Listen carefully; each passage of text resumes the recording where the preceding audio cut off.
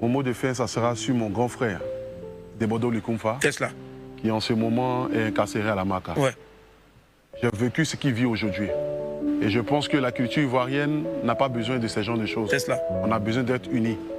Voilà, je pense qu'il a peut-être déraillé sur certains des points, mais étant un fils de la Côte d'Ivoire, étant quelqu'un qui vend la culture de la Côte d'Ivoire, que ce soit à l'extérieur, que ce soit sur le plan mondial, je demande ici humblement aux autorités de la Côte d'Ivoire, et à toutes les personnes, que ce soit Kérosène, que ce soit Nama Bouaké, toutes les personnes qui se sont senties peut-être offusquées ou blessées par les propos de mon grand frère Debodo Lukumfa.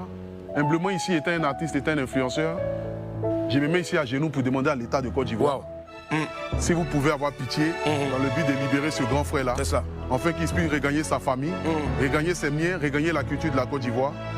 Il a forcément compris, parce que moi-même aussi, j'ai compris aussi l'erreur que j'avais commise lorsque je me suis retrouvé derrière les barreaux.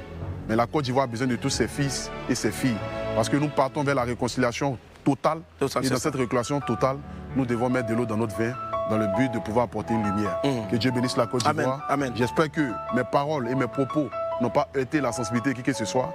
À Kérosène, à Nama Bouaké, je vous en supplie, plaidez pour que nous puissions libérer le grand frère. Merci. C'est tellement...